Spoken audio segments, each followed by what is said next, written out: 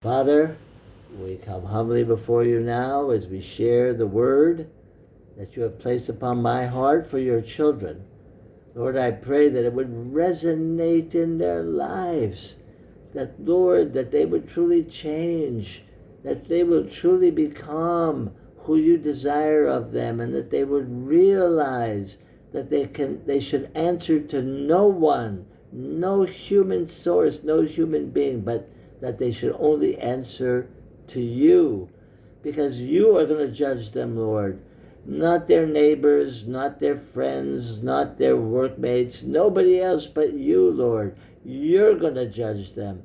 And so, Father, I pray that they turn their hearts to you as they hear this message. In Yeshua's name, amen. Mwah. All right, I call this sermon Turning Towards God. Now, the word we hear most at this time of the year is teshuvah. You've heard that, teshuvah. Well, teshuvah translates as answer, reply, return, and it also means repentance. So it means all those things. Now, some translate it as atonement or turning towards God. Now, teshuvah happens during the days of awe.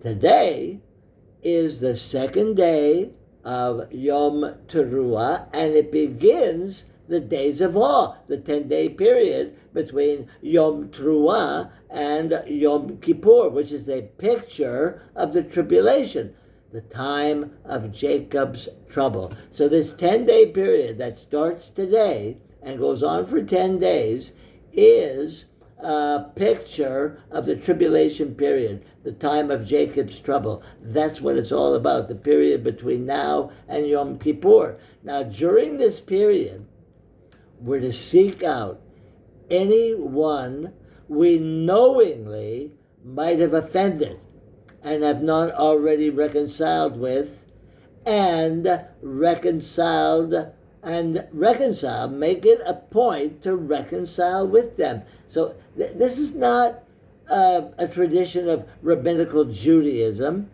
It's a practice that is rooted in the Brit Chadashah, the New Covenant. Let's take a look at that, okay? Matthew 5, verse 23 through 24. Matthew 5, 23 and 24. Therefore, if you bring your gift to the altar, and there remember that your brother has something against you, leave your gift there before the altar, and go your way. First, be reconciled to your brother, and then come and offer your gift. But there's more to teshuvah than just apologizing to people we might have wronged, offended, or not forgiven. It goes deeper than that. Teshuvah is a process of cleaning oneself. Now, imagine a window in your house which hasn't been washed or cleaned in years. And now, because of that, you can hardly see out of it. It's so dirty. And although the sun may be shining outside, its brightness can't penetrate until the glass is cleaned. Well, each one of us is a dirty window. And although God is shining on the outside, his light can't enter us until we take the time to clean away what it is that is blocking the Lord's light from shining through. The heart's desire of every believer in Messiah Yeshua should be to know God as we're known by him. Now, this type of knowing God goes deeper than the intellect. This type of knowing God is connecting our spirits to his spirit. The purpose of Teshuvah is to clean our lives, to fulfill the deepest desires of our spirit, so that we can be one with God. And we can't be one with God until we've done our own spiritual house cleaning, which includes apologizing to people we've knowingly hurt or are angry with. Now, although apologizing to people is a good start, it's not the whole process needed for Teshuvah. This is also a time to ask God to reveal to us what patterns we're reenacting with the people in our lives that causes them to be hurtful towards us or to react negatively towards us. Sometimes it's our fault and not their fault. Sometimes we send out bad vibes, and so they react to the bad vibes that we're sending out. See, it's a time to ask God how we're letting our own issues get in the way of relating the way the Lord wants us to relate to Him and to others. This is a time to ask God if our ego or pride is preventing us from being the person the Lord wants us to be. Most of all, this is a time to listen to the Holy Spirit for answers and then to act upon them. A surface study about the days of awe tells us that this is the season to make an extra effort to repent of our sins so that we can receive deliverance on Yom Kippur. But the English word repent carries different connotations than the Hebrew word teshuvah. And the English word sin carries different connotations than the Hebrew word chet. Chet, often translated in our Bibles as sin, is an archery term, meaning missing the mark. And as it happens, the word Torah can also be read as an archery term, translated as aiming towards wisdom. See, when we do teshuvah, we come closer to God, therefore less likely to miss the mark of Torah. But how do we do teshuvah? How do we learn to turn more towards God? We do it by reading and studying the Word of God. Torah, the Word of God, from Genesis to Revelation, is our proof of how much God loves us. The first 5 books of Torah is our marriage contract with God.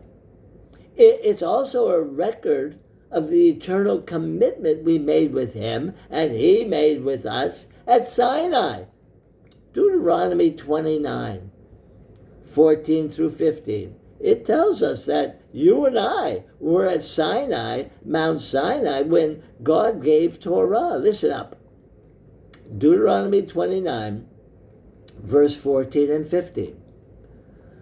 I am making this covenant with its oath, not only with you, who are standing here with us today in the presence of the Lord our God, but also with those who are not here today. God's Word has all the answers about life and how to live it. Sometimes, however, the Torah also leaves us with a lot of questions. Now, today's Torah portion is an example of that. The Akedah, the sacrifice of Isaac. It's a perfect picture of the sacrifice of God's beloved Son, Yeshua. Yet, the more I read this portion, the more questions I have. For instance, why did God ask this thing of Abraham? Why didn't Abraham talk back to God as he did when God wanted to destroy Sodom and Gomorrah? Why didn't Abraham explain everything that he was doing to Isaac? Why didn't Isaac fight off his elderly father when he bound him to the altar? What does it mean that the angels called Abraham's name twice to hold back his hand? What went through Abraham and Isaac's mind during this chilling event? And why was Sarah not there? You know, there are many questions that we can ask. The first line of the portion tells us that God put Abraham to the test. So if the test was the binding and the potential sacrifice of Isaac, what are we supposed to learn from this? The dominant interpretation is that Abraham passed the test by being willing to sacrifice what he loved the most. For him, it was about submission to God's will. And binding Isaac for sacrifice was really a sign of Abraham's faith. James 2, verses 19 and 20. James 2, verses 19 and 20. You believe that there is one God? You do well. The devils also believe and tremble. But will you know, O vain man, that faith without works is dead? Was not Abraham our father justified by works when he had offered Isaac his son upon the altar? However, should Abraham have talked back to God? Should he have argued with God or at least bargained with him? See, right after this story, the Torah tells us that Sarah died. Now, tradition claims that she died in horror as soon as she heard that Abraham had been willing to kill her only son, Isaac. Now, we know that human sacrifice is contrary to Torah, so maybe Abraham wasn't supposed to obey God. Was Abraham stalling for time and taking so long to get to where God wanted him to perform the sacrifice? You know, God gave him a one-line instruction. But Abraham takes days to get to the critical moment of sacrificing Isaac. Could it be that Abraham takes so long because he knows or hopes that God will change his mind, that he never intended really to kill Isaac, and that's why Abraham told his servants, the boy and I will worship and return to you? If it had come down, think about it, if it had come down to the last second and had the angels not intervened, would he have withheld his own hand and walked down the mountain having lost faith in God? You know, Torah tells us the story, but Torah doesn't answer all the questions. So where do we go for the answers? Well, let's take a look at Hebrews 11. Hebrews 11. We're going to read verse 1, verse 8, and verse 17. Hebrews 11, verse 1, verse 8, and verse 17. Now, faith is the substance of things hoped for, the evidence of things not seen. By faith, Abraham obeyed when he was called to go out to the place where he would receive an inheritance. And he went out, not knowing where he was going. By faith, when he was tested, by faith, Abraham, when he was tested, offered up Isaac, and he who had received the promises offered up his only begotten son. You know, doing teshuvah draws us closer to God, which makes us more sensitive to the leading of the Holy Spirit.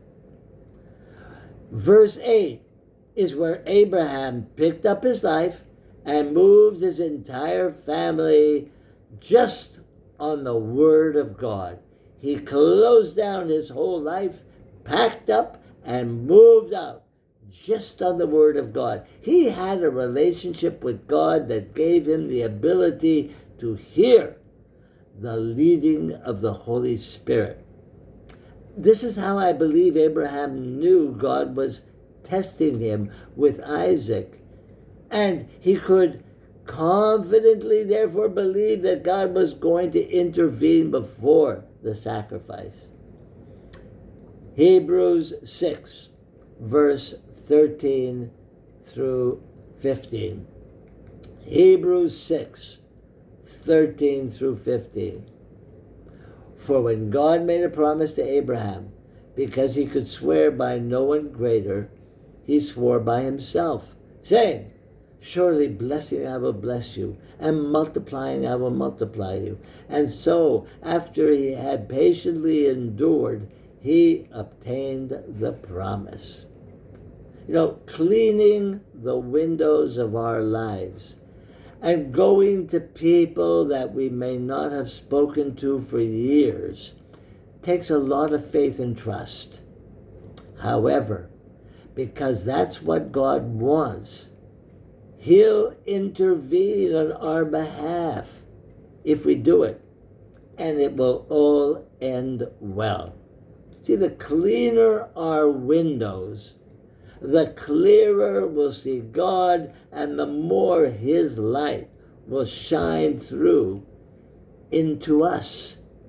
See, it takes focus to make the move towards repentance and forgiveness, and life is full of all kinds of distractions, so it's easy to get wrapped up in our daily lives, emotional entanglements, and personal challenges. And therefore, put teshuvah off. It's human to do that. See, the process of teshuvah helps us look around, remember where we are, and where we should be going. And it makes us take one more step towards a more intimate relationship with our Messiah, Yeshua. May your years, may this year, this coming year, be full of clean windows and bright and clear insights in your life. And may you be blessed with the willingness to seek God wherever you go, knowing that what you're looking for is right there, waiting to be found. All you need to do is clean your window and make teshuvah. Hallelujah. Glory to God. Father, we thank you for your word. Your word, dear God, is a true lamp unto our feet, a light unto our pathway. Light our way, Lord. Show us the way you want us to go and lead us in it.